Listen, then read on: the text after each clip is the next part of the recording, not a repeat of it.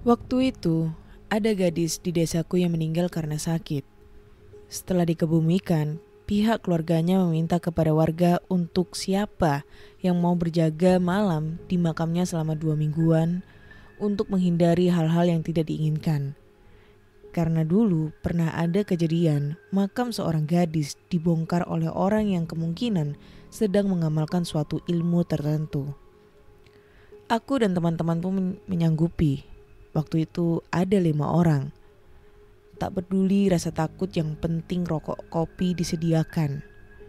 Sehabis maghrib meluncurlah kami ke pemakaman, agak jauh dari desa. Sesampainya di makam, di samping makam yang dituju, kami langsung gelar tikar, duduk bersama sambil nyalain lampu penerangan LED cas. Abis itu langsung bikin kopi, nyalain rokok masing-masing, ngambil jajan. Kami mencari ranting-ranting kayu di sekitaran untuk nyalain api supaya hangat. Ngobrol-ngobrol kita berlima. Ketawa ketiwi, ngobrol ngalur ngidul. Di tengah obrolan kita, tiba-tiba teman kami berkata, "Heh, kalian denger gak?" "Denger apa?" kataku.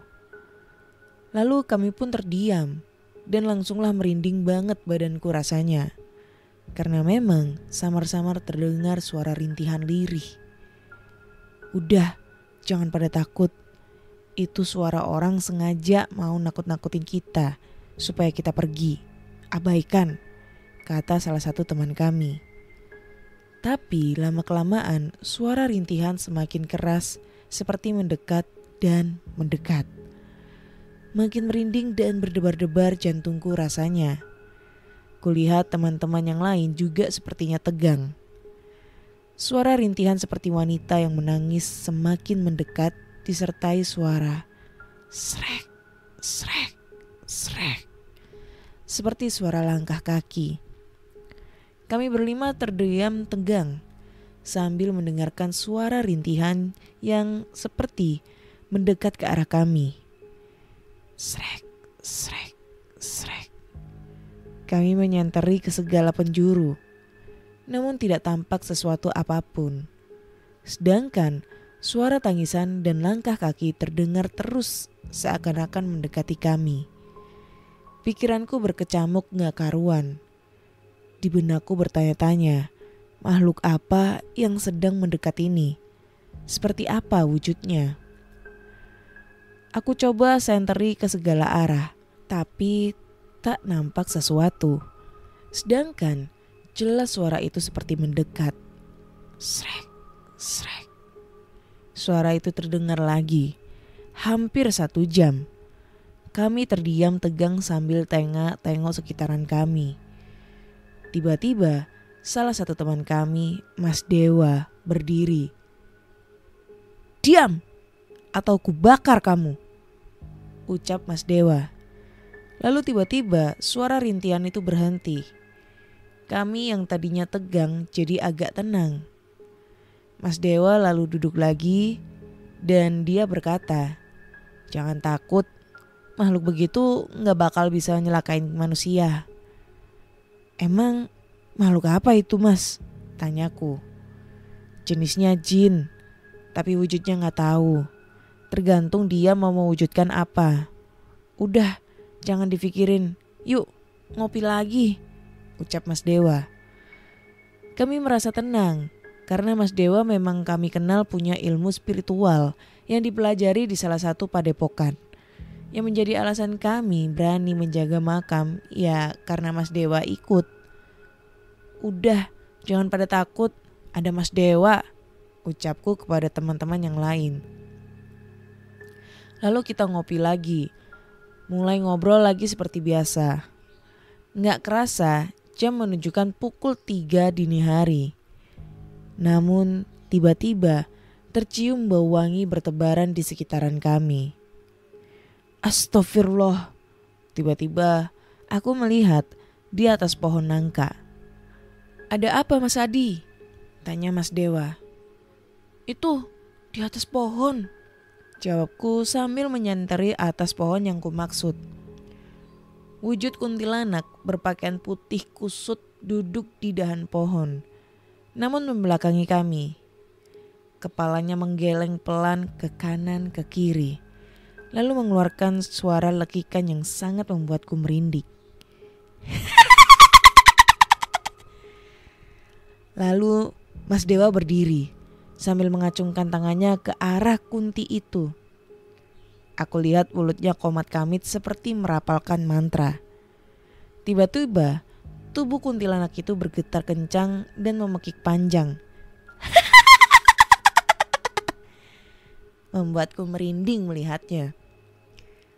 Tak lama, kuntilanak itu seperti asap yang mengepul turun masuk ke tanah. Lalu Mas Dewa berjalan menuju tempat hilangnya asap tadi. Kami pun mengikutinya. Mas Dewa menyentari tanah dan menemukan seperti keris kecil. Dan Mas Dewa mengambil keris kecil tersebut. Lalu dia berkata, benda kayak gini yang biasa dibikin jimat-jimat, gak penting sama orang. Ini emang ulahnya jin. Terus mau buat apa itu Mas?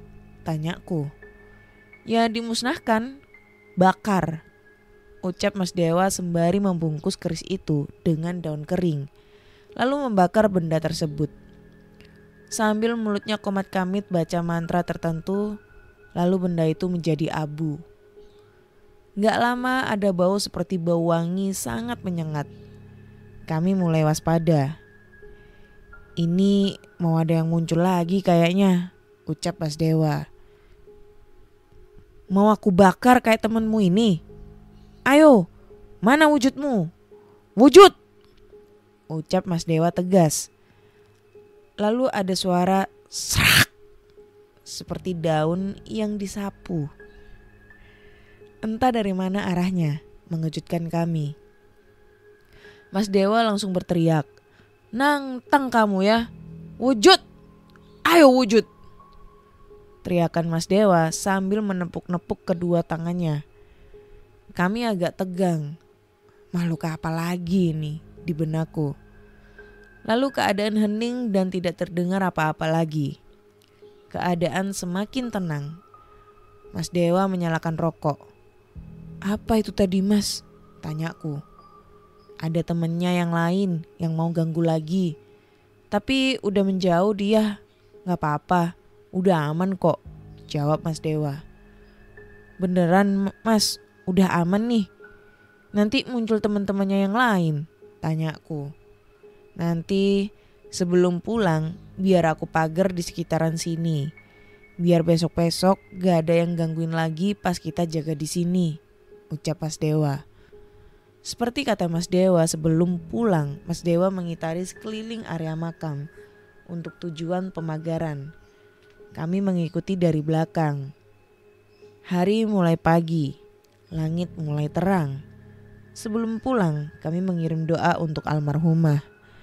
Benar ternyata, setelah dipagar, malam-malam berikutnya kami jaga tidak ada kejadian-kejadian aneh. Sebenarnya menjaga kuburan begini bukan tradisi di kampung kami. Hanya kekhawatiran dari keluarga almarhumah. Karena dulu pernah di kampung kami ada kejadian makam gadis perawan dibongkar oleh penganut ilmu tertentu.